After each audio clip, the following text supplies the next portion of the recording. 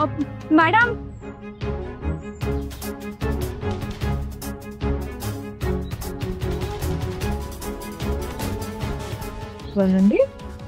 तू? Madam मला माहिती होतं जे सगळं झालंय त्याचं तुम्ही खूप टेन्शन घेतलं असणार, तुम्हाला आमची खूप काळजी वाटत असणार, म्हणून मी तुम्हाला भेटायला आले। मॅडम तुम्ही अजिबात काळजी करू नका, मी आणि मणी सर एकदम ठीक आहोत। आणि सगळ्यात महत्त्वाचं तुम्ही डोक्यातनं सगळे निगेटिव्ह विचार काढून टाका। डोक्यातनं निगेटिव्ह विचार काढले तर आयुष्यात निगेटिव्ह गोष्टी घडायच्या बंद होतात का ग? तुला आणि मणीला किती सोसावं लागतं हे सगळं बघतेय मी, कशी शांत राहू सांग ना? आई आहे मी तुमची, आपल्या मुलांची ओढाताण होते हे दिसतंय मला आणि मी शांत राहू? पण मॅडम तुम्हाला कोणी सांगितलं आम्हाला ते लोक घराच्या बाहेर काढायला आले ते? मला कळू नये म्हणून घाईघाईत फोन बंद केला सर, पण फोन कट नाही झाला, मी सगळं ऐकलं आणि लगेच निघाले। मॅडम तुम्ही आलात म्हणून मी आणि मणी सर त्या घरात राहू शकलो, नाहीतर आम्ही परत एकदा रस्त्यावर आलो असतो। त्यासाठी खरंच थँक्यू। फक्त थँक्यू? माझी फीस द्यायची असेल तर मग 10 करोड दे, ठीक आहे, थोडंसं कमी। मॅडम काय लाज नाही वाटत तुला? आपल्या आईला कोणी असं बोलतं का ग? हा सॉरी, मला तर हे कळत नाही की ही माणसं तुमच्या घरी आलीच कशी? मॅडम मलाही तेच कळत नाहीये, एकतर आम्हाला इथे कोणी ओळखत नाही आणि त्या सेक्रेटरीला आमच्याबद्दल इतकी माहिती कोणी दिली हे कळत नाहीये। तो अचानक कसा आला आणि त्याला माझ्याबद्दल इतकी डिटेल माहिती कोणी दिली असेल? सुजित, हे काम सुजितचं आहे, त्याला माहिती आहे तुम्ही कुठे राहता, तो तुमच्या घरी येऊन गेलाय। बरोबर बोलताय मॅडम तुम्ही, मणी सरांनी सुजित सरांना त्या दिवशी बाहेर काढलं त्याचाच राग काढत असणार ते, त्यांनीच त्या सेक्रेटरीला आमच्याबद्दल माहिती दिली असणार। सुजित नीचपणामध्ये बापाच्या एक पाऊल पुढेच निघाला। हे सरपोतदार तुम्हाला सोडणार नाही, सुखाने जगूच देणार नाहीत, हे तुमचा सतत पाठलाग करत राहणार।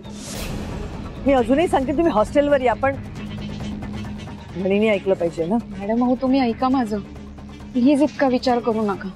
याच्याशिवाय कुठलाच विचार माझ्या डोक्यात येत नाही, सतत फक्त हाच विचार असतो। माझ्या मनात किती दिवसापासून येत होते की तुमच्या सुखी जीवनासाठी ना एखादी पूजा घालावी देवळात जाऊन, पण आता मला असं वाटतं की आणखीन वेळ घालवण्यात अर्थ नाहीये। मी निर्णय घेतलाय की ही पूजा आपण उद्याच करायची देवळात जाऊन। फक्त एक अडचण आहे। कसली अडचण? या पूजेला तू आणि मणीने बसायला हवं, तुमच्यासाठी पूजा करतेय ना तू, तू काही कर आणि मणीला उद्या देवळात घेऊन ये 10 वाजेपर्यंत। मॅडम नाही नाही नाही नाही काही नाही, तू मणीला घेऊन ये, ही जबाबदारी तुझी। मी पूजेच्या तयारीला लागते उद्या सकाळी। ठीक आहे मॅडम, मी मणी सरांना देवळात घेऊन येते, मी वचन देते तुम्हाला। उद्या सकाळी 10 वाजता मी पूजेच्या तयारीला लागते।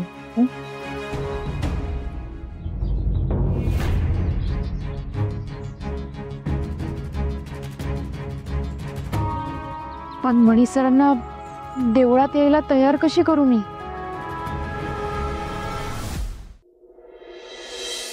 माझं नशीबच खराब आहे, आजचा प्लान सुद्धा फ्लॉप झाला।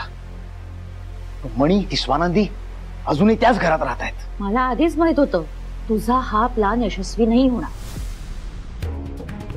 तुला कसं माहित होतं? कॉमन सेन्स आहे, आपण ज्या स्वानंदीच्या विरोधात प्लान करतोय ती प्रेग्नंट आहे, ती आता 4 भिंतीत नाही राहत, लोकांमध्ये राहते आणि लोकांना ना प्रेग्नंट बाई असली ना की खूप सिंपथी येते, खूप। आपण तिच्या विरोधात काही प्लान केला तर लोक तिची म्हणजे विशेषतः बायका तिची ढाल बनून उभी राहणार। तेच झालं या वेळेला। जाऊ दे, सोड तू जेवायला बस। मला नाही जेवायचंय ग,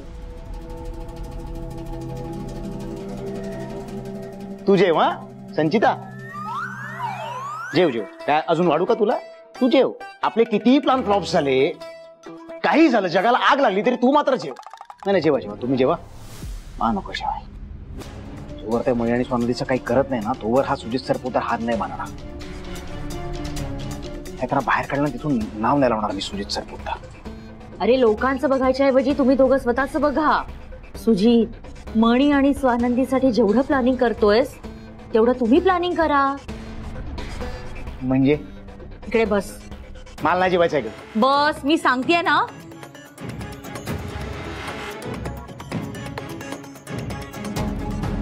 बोल.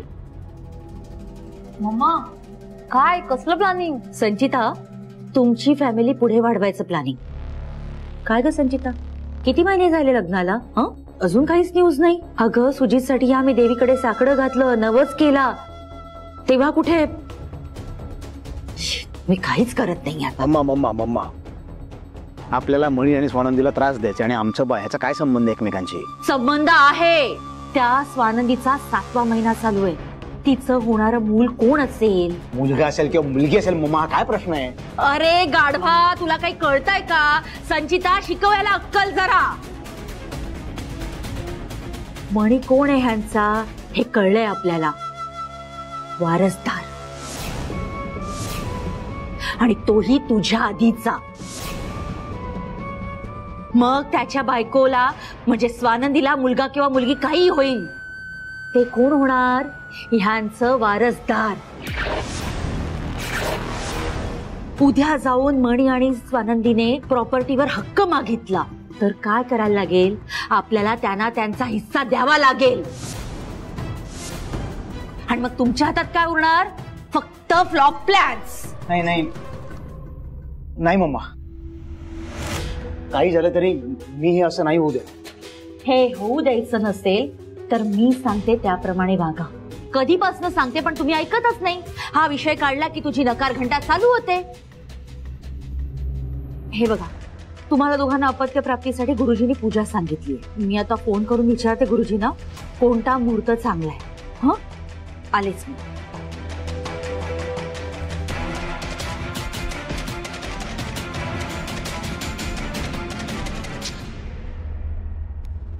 संचिता, मग आता जे काही बोलली त्या तथ्य आहे.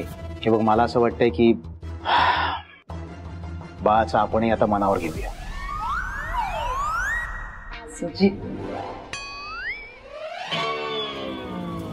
सुजित, गुरुजींनी उद्याचा मुहूर्त दिलाय. गुरुजींनी सांगितलंय उद्या सकाळी 10 वाजता आपण पूजेला जाऊया. तुम्हाला दोघांनाही यायचंय. काय ग संचिता? येणार आम्ही. सुजित, तुला यायचंय? हो मम्मा, जाऊया. चला जेवायला बस.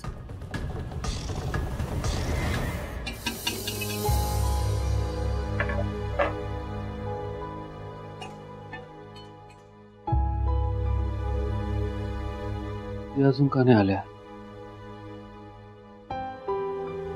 साडीत परत काही कोणी त्रास दिला नसेल ना?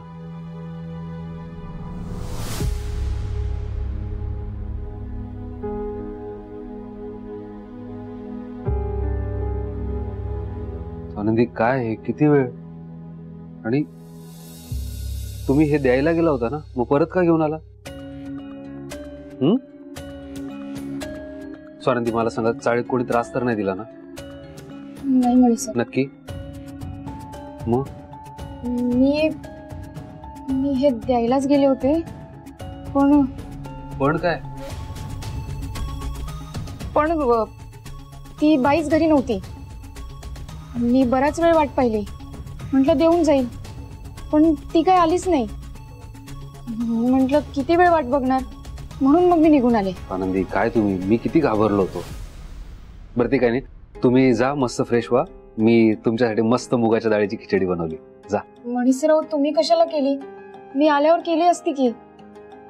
आणि हे काय, इतक्या कमी वेळात तुम्ही खिचडी केली सुद्धा? कमी वेळात? आणि स्वानंदी, तुम्ही आता अर्ध्या पाऊण तासानंतर येत आहे. खिचडी काय 20 मिनिटात होते. हो का? हा, मग तुम्ही जा, फ्रेश व्हा, मी ताट वाढतो. आलेच. जा जा.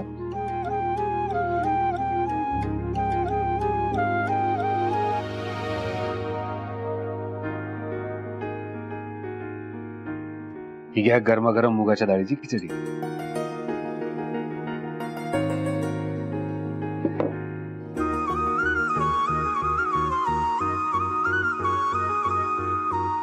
कशी झाली आहे? छान झाली. स्वानंदी बघितलं ना, जमावाला बुद्धी नसते हो.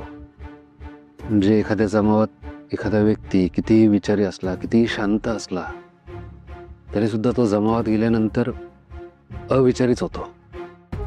त्यांना स्वतःचा मेंदू, म्हणजे जमावाला स्वतःचा मेंदू, चेहरा नसतो. त्यांच्यात फक्त विकृती भरलेली असते. याला सर ते मॉब सायकोलॉजी म्हणतात.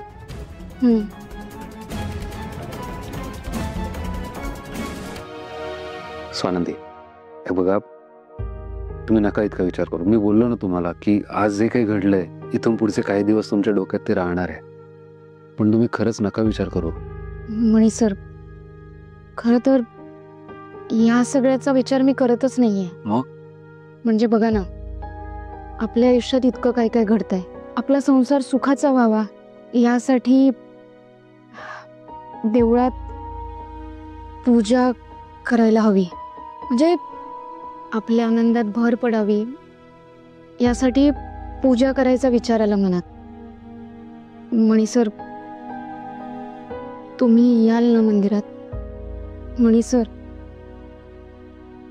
काहीतरी बोला. झालं? या गोष्टीचा विचार करत होता तुम्ही आतापर्यंत? हो. स्वानंदी, मग बोलायचं ना, विचारायचं डायरेक्ट. हो, बोललो असतो. हो, आता तुम्ही माझा, आपल्या दोघांचा इतका विचार करताय, आपल्या भविष्यासाठी एक पूजा करायची म्हणताय, तर मी का नाही म्हणेल. जाऊयात आपण. थँक्यू, खरंच थँक्यू. आपल्या भल्यासाठी एखादी गोष्ट करायची म्हणतायत आणि तुम्ही थँक्यू म्हणताय त्यासाठी. तुम्ही जर थँक्यू म्हणत असाल तर मी प्लॅन कॅन्सल करेल. नाही नाही, प्लॅन कॅन्सल नका करू. मी सॉरी म्हणते. सॉरी. पहिले ती खिचडी संपवा. आणि तुम्ही? मी घेतोय ना.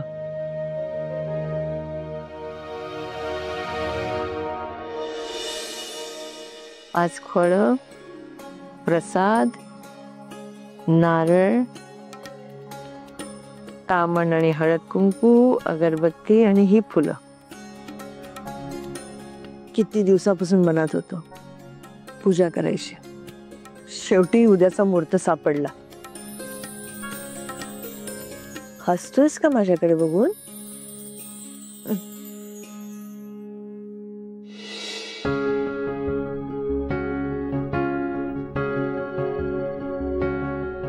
काय नातं आहे तुझं आणि माझं?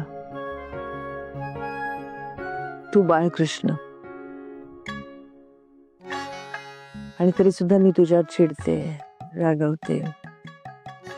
कधी कधी जेव्हा माझी कामं होत नाही, मी तुझ्यापेक्षा मोठी आहे, आणि तू बाळ असून सुद्धा मी तुझे पाय धरते.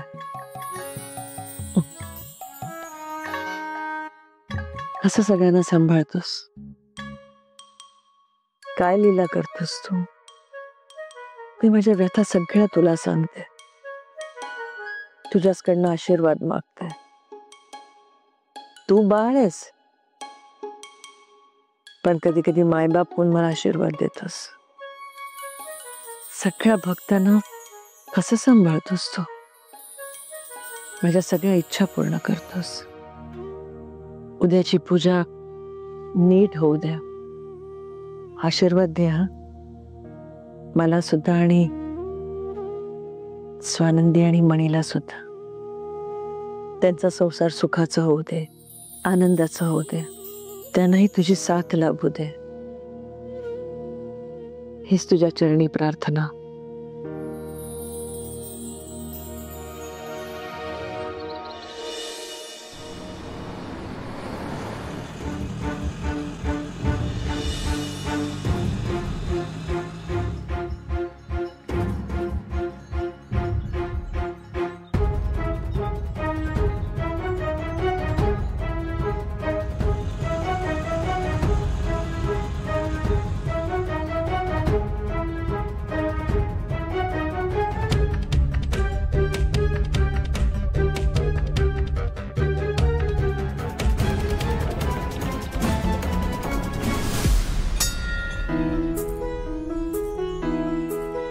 देवी आई आज पूजा करतोय. गोड मानून घे. मुलांना आशीर्वाद दे. त्यांचं सगळं व्यवस्थित करून दे.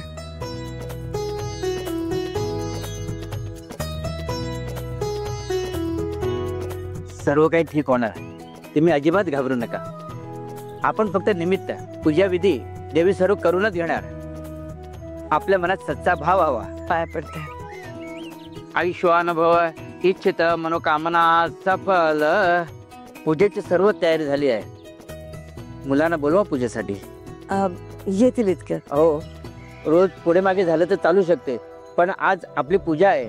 आणखी एक यजमान पूजेला येणार आहेत, ते येतच असतील. तुम्ही आपल्या मुलांना पूजेसाठी बोलवून घ्या.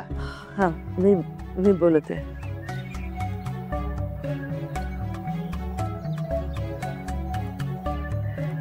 वाणी आणि स्वानंदी कोणत्याही क्षणी येतील. मी जरा आडोशाला सांगते. वाणीने मला इथे नको बघायला.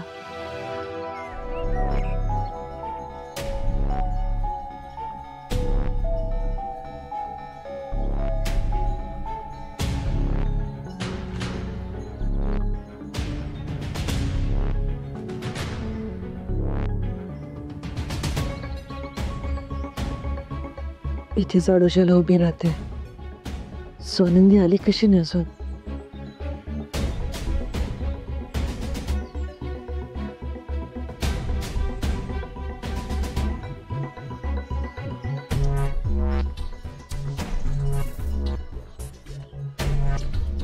ऊन का नाही लागत आहे.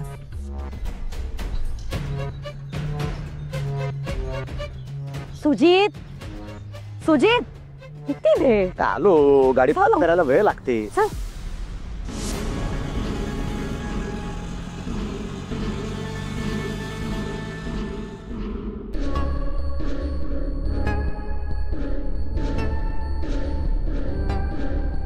मला अचानक असं का वाटतंय की आज काहीतरी वाईट घडणार आहे.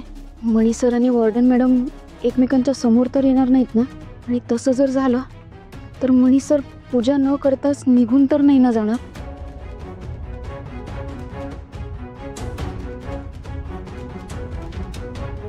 स्वानंदी, काय कसला विचार करताय? चला. हो.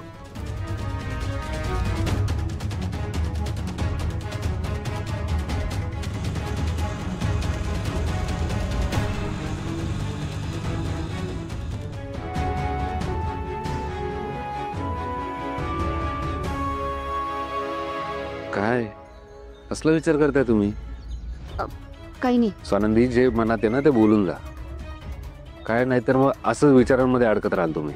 काय झालंय? काही प्रॉब्लेम आहे का? मणी सर, माहिती नाही का पण सारखं असं वाटतंय की काहीतरी भयानक घडणार आहे. अरे बापरे, काहीतरी भयानक घडणार आहे. तुम्ही काय ते ज्योतिषशास्त्र वगैरे नाही शिकत आहे ना? नाही. स्वानंदी, हे प्रेग्नन्सीचे इफेक्ट असणार आहे. तुम्हीच म्हणाला होता ना मूड स्विंग होतात म्हणून. आणि नका काळजी करू, मी आहे ना इथे. चला, गुरुजी वाट बघत असतील, जाऊयात आपण. मणी सर, पूजेचं ताट घेऊयात. हा, चला. संचिता, लवकर चल. हो मम्मा. गुरुजी, नमस्कार. नमस्कार. नमस्कार. या तुम्ही वेळेच्या आधीच आलात. सर्व तयारी करून ठेवली आहे. तुम्ही हातपाय धुवून या, मी पूजेची तयारी करतो. ठीक आहे गुरुजी.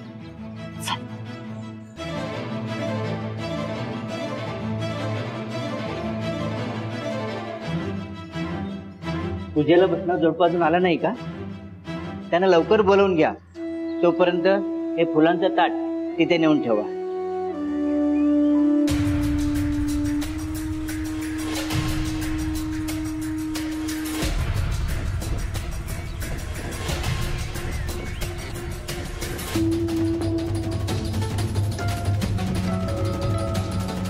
अगं चल संचिता.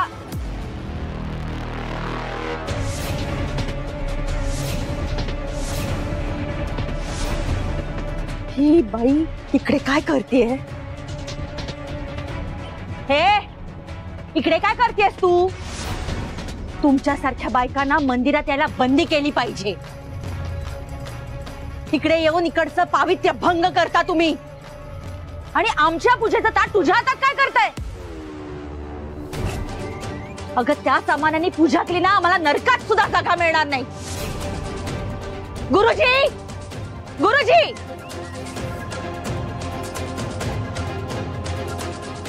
भाऊजी इकडे या. काय झालं ताई? काय झालं विचारता? तुम्हाला मंदिराचं पावित्र्य ठेवायचंय की नाही? ह्या बाईला तुम्ही मंदिरात कसं येऊन दिलात? आणि वरतून आमच्या पूजेचं ताट हिच्या हातात दिलं. तुम्हाला माहिती आहेत का हिचे प्रताप काय आहेत ते?